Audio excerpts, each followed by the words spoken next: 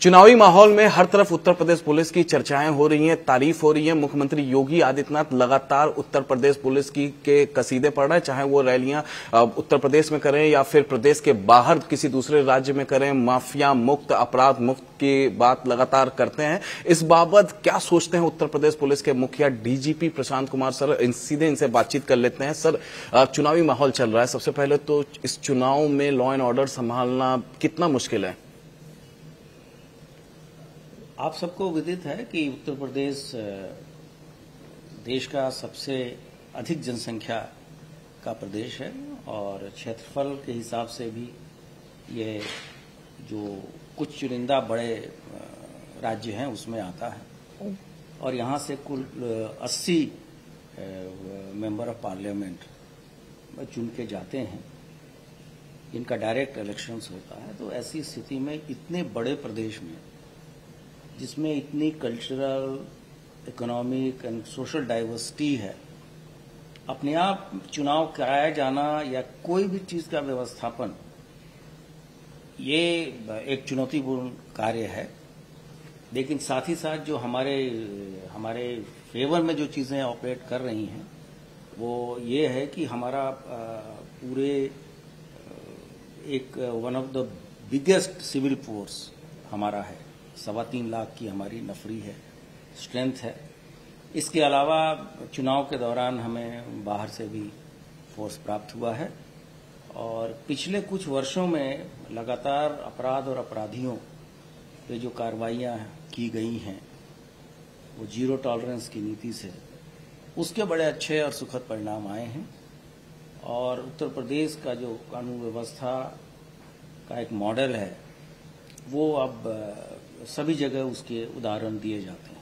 Sir, आपने अपराधियों की बात की, तो खासतौर से जिन संवेदनशील इलाकों में, चूंकि 80 लोकसभा सीट हैं, संवेदनशील इलाकों में वहां किस तरीके की तैयारी है? क्योंकि आप लोग नेताओं की गाड़ियां रोकी जाती है, चेक की जाती है, उसके बाद तमाम आरोप पुलिस पर भी लग जाते हैं, तो वहां किस तरीके से पूरी तैयारी है संवेदनशील इलाकों में? अभी जो लोकसभा के सामान्य निर्वाचन चल रहा है, ये इसमें जो भी निर्देश आदेश माननीय निर्वाचन आयोग के दिए गए हैं उसका 100% अनुपालन कराया जा रहा है और जिस दिन से मोरल कोड ऑफ कंडक्ट लगा है उस दिन से लगातार निरोधात्मक कार्रवाइयां हो रही हैं। जो आयोग के निर्देश हैं उसका अनुपालन कराया जा रहा है और अब हमारे ऑब्जर्वर साहबान भी वो जिस फेज में चुनाव है वहां लोग आ चुके हैं।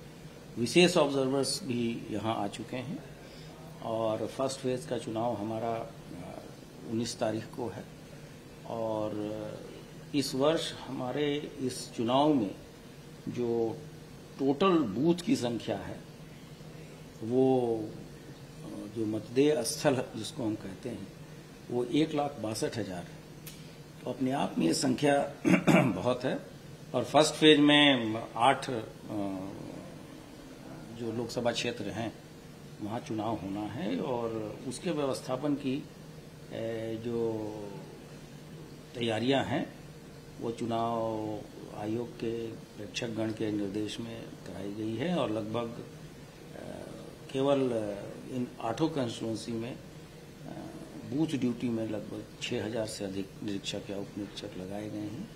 225 कंपनी हमारी CAPF लगाई गई है, 16 कंपनी PAC लगाई गई है तथा 31,911 PRD या होमगार्ड व्यवस्थित किए गए हैं। साथ ही साथ जो इस दौरान हमारी अंतर्राष्ट्रीय और अंतर्राज्यीय सीमाएं हैं, हमारी अंतर्राष्ट्रीय सीमा भी 500-550 किलोमीटर से अधिक है नेपाल राष्ट्र के साथ और 9 राज्यों या केंद्र शासित प्रदेशों से हमारा भी बॉर्डर लगता है। तो इस पूरे बॉर्डर को सील करना, उस पर पुलिस का व्यवस्थापन कराना तथा जहां चुनाव हो रहे हैं वहां सभी तरह के लॉजिस्टिक्स प्रोवाइड करना और सकुशल संपन्न चुनाव को कराया जाना, ये हम लोगों के लिए एक टास्क भी है और इसको हमने पूरी तरीके से निष्पक्ष चुनाव, हिंसा रहित चुनाव कराए जाने के लिए हम लोग पूरी तरह संकल्पित भी हैं। सर, मुख्यमंत्री योगी आदित्यनाथ जहां भी रैली करते हैं, चाहे वो प्रदेश में करे या प्रदेश से बाहर करे, देश के किसी कोने में, वो लगातार उत्तर प्रदेश पुलिस की तारीफ करते हैं, माफियाओं की मुक्त की बात करते हैं, अपराध मुक्त की बात करते हैं, और खासतौर से आपका जो अपना छवि है सर पूरे देश में, वो लॉ एंड ऑर्डर पालन करवाने के लिए है। कहीं भी कुछ भी हो तुरंत आप जाके मोर्चा संभाल लेते हैं, खुद जाके आगे से लीड करने लगते हैं, फील्ड में निकल जाते हैं। तो ऐसे में मुख्यमंत्री योगी आदित्यनाथ जिस तरीके से अपराध मुक्त की बात करते हैं, माफिया मुक्त की बात करते हैं, ये कितना मुश्किल है, कितना चैलेंज होता है सर ये? जो राजनीतिक इच्छा शक्ति शासन के द्वारा दिखाई जाती है, नीचे प्रशासनिक व्यवस्थाएं उन चीजों को नियमानुसार और लीगल तरीके से कैसे जमीन पे उसको परिवर्तित करती है, ये डिपेंड करता है कि शासन के क्या निर्देश हैं और हमारी टीम कैसी है। तो एक अच्छी टीम है जहां योग्यता के आधार पर नियुक्तियां की जाती हैं और सबको एक स्टेबल टेन्योर दिया जाता है। हमारे यहाँ जो भर्तियां पिछले कुछ सालों में हुई हैं, जो लगभग 1,75,000 है, वो पूरी पारदर्शी तरीके से की गई है। तो जब योग्य अधिकारी सही जगह पर नियुक्त किए जाते हैं तो उसके अच्छे परिणाम आते हैं और माफियाओं को चिन्हित करके और विभिन्न कैटेगरीज के जो माफिया हैं उनकी श्रेणी बना के उसकी मॉनिटरिंग पुलिस मुख्यालय और शासन के द्वारा लगातार की जाती है। और हम लोगों ने पिछले कुछ वर्षों में ऐसे जितने भी महत्वपूर्ण माफिया हैं सबको कोर्ट के से कन्विक्शन करा के सजा दिलाई है और जो इसके कारण विपक्षी गण है उनको न्याय मिला है। और अगर आप देखें तो कुल 80 माफिया या उनके सह अपराधी हैं, इनको आजीवन कारावास, अर्थदंड, कठोर कारावास की सजा दिलाई गई है और 2 लोगों को मृत्युदंड की भी सजा मिली है।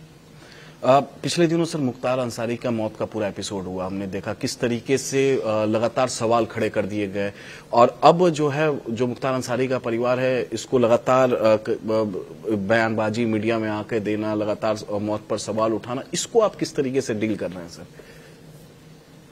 पहले तो मैं ये आपको स्पष्ट कर दूं कि जो भी घटना हुई है वो जुडिशियल कस्टडी में हुई है, जेल के अंदर हुई है। बिल्कुल। जेल का पुलिस से कोई डायरेक्ट लेना देना नहीं हुआ। बिल्कुल। और वो माफिया पिछले 1.5 वर्षों में 8 बार उनको सजा हुई और जिसमें से 2 आजीवन कारावास की सजाएं। उपरोक्त अपराधी मुख्य माफियाओं में से एक चिन्हित था और लगभग 40 साल का आपराधिक इतिहास था। जब भी जो हम लोगों के संज्ञान में बात आई है कि करीब 80 से अधिक बार जो भी मेडिकल एड आवश्यक है वो दिलाई गई, और जब भी स्थिति या तबीयत में कोई गिरावट आई तो डॉक्टर्स हैं, मेडिकल कॉलेजेस हैं, जो बेस्ट मेडिकल इंस्टीट्यूट्स हैं यूपी में, वहां भर्ती कराया गया था।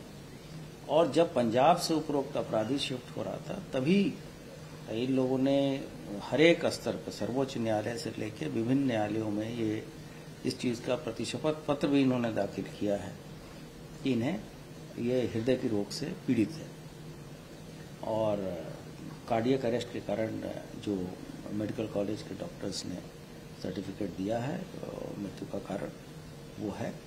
आगे इसकी मैजिस्ट्रियल जांचें चल रही हैं, जुडिशियल इंक्वायरी भी चल रही है। जो चीज़ें आएंगी वो पब्लिक डोमेन में रहेंगी और मुझे नहीं लगता कि इसमें कहीं कोई शक शुबा की बात है। लेकिन अगर कोई व्यक्ति अपनी बात कर रहा है तो प्रजातंत्र में सबको अपना अधिकार है बात कहने का। हाँ सर, क्योंकि जिस तरीके से लगातार सवाल उठाए जा रहे थे मुख्तार अंसारी के परिवार की तरफ से, और खासतौर से वो टाइमिंग को लेकर, जब मौत हुई, मौत से पहले भी एक बार चंद 24 घंटे पहले उनकी तबीयत खराब हुई और फिर उनको अस्पताल शिफ्ट किया गया। तो हालांकि डॉक्टर्स के ही कहने पे, जो डॉक्टरों से मैंने बातचीत की थी, तो उनका कहना था कि उन्होंने देखा कि अब स्थिर है, उसके बाद जेल वापस भेज दिया गया। तो ये टाइमिंग को लेकर भी जो सवाल उठाया गया, इस पर सर आप ने इस पर नहीं, कोई व्यक्ति कितने देर अस्पताल में रहेगा या नहीं रहेगा, ये सभी चीजें उनके मेडिकल कंडीशन पे और डॉक्टर्स के कहने से ही तय होती है। इसमें किसी भी अधिकारी का या किसी भी व्यक्ति का पोस्ट फैक्टो उस पर एक्सपर्ट कमेंट देना उचित नहीं है।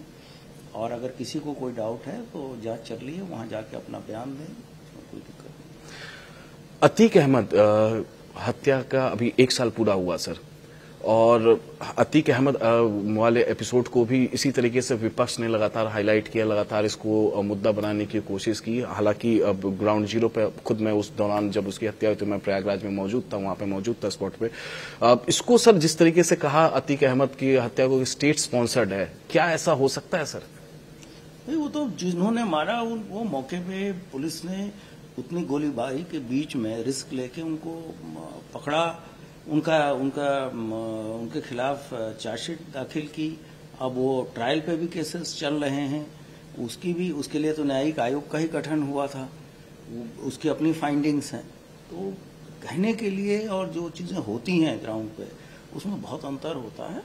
जो भी ऐसी संस्थाएं हैं जहां पर पुलिस को अपना पक्ष रखना है या जो हमसे इन चीजों के बारे में सूचनाएं ले सकते हैं, वहां सभी जगह पे सक्षम संस्थाओं के पास सभी सूचनाएं पहले से ही दी जा चुकी है। एक बात उत्तर प्रदेश की जनता श्योर है, माफिया अपराध खत्म होंगे, उत्तर प्रदेश से खत्म हो चुके हैं और जो बचे हैं वो भी खत्म होंगे। नहीं, यहाँ पिछले कुछ वर्षों में जितने भी माफिया हैं उनके अवैध संपत्ति या तो ध्वस्त की जा चुकी है या कब्जे में ली जा चुकी है। और ये 131 अरब की संपत्ति हम लोगों ने पिछले कुछ वर्षों में जब्त की है। और जिस तरह से हमारी फील्ड यूनिट्स काम कर रही हैं एक टीम भावना के रूप में, ये सारा क्रेडिट हमारे फील्ड के अधिकारियों को जाता है, जिन्होंने दिन रात मेहनत करके पहले तो माफियाओं का आइडेंटिफिकेशन किया, उनको कानून के दायरे में लाया और सक्षम न्यायालयों से सजा दिला के जो एक सामाजिक न्याय की जो एक अवधारणा बनाई, उससे आम जनता को बहुत ज्यादा राहत है। और इसके साथ ही उत्तर प्रदेश में एक कंड्यूसिव इकोसिस्टम जनरेट हुआ है, जिसमें निवेश लगातार अधिक से अधिक संख्या में आ रहा है। और आपको पता ही होगा कि पिछले ग्राउंड ब्रेकिंग सेरेमनी में 10 लाख करोड़ से ज्यादा के इन्वेस्टमेंट का उद्घाटन हुआ। और ईज ऑफ डूइंग बिजनेस में उत्तर प्रदेश दूसरे नंबर पे है। तो और आज से कुछ वर्ष पहले तक ये स्थान लगभग 13 या 14 हुआ करता था। तो अच्छी कानून व्यवस्था, सरकार की मजबूत इच्छा शक्ति तथा पारदर्शी व्यवस्थाएं और नीतियां जो बनाई गई हैं, उसके सुखद परिणाम आ रहे हैं। और विदेश से आने वाले निवेश में भी लगातार वृद्धि हो रही है। और इन सभी जो चीजें हो रही हैं, आर्थिक विकास हो रहा है, उससे आम जनता को बहुत ही सुविधा है और इससे जॉब अपॉर्चुनिटीज भी क्रिएट हो रही है। Thank you sir. तो ये थे प्रशांत कुमार, डीजीपी उत्तर प्रदेश पुलिस, और इनका साफ साफ ये कहना है कि प्रदेश की जनता की सुरक्षा की गारंटी उत्तर प्रदेश पुलिस लेती है। वीडियो जर्नलिस्ट युगल के साथ अमित कुमार सिंह, न्यूज़ 18 इंडिया, लखनऊ।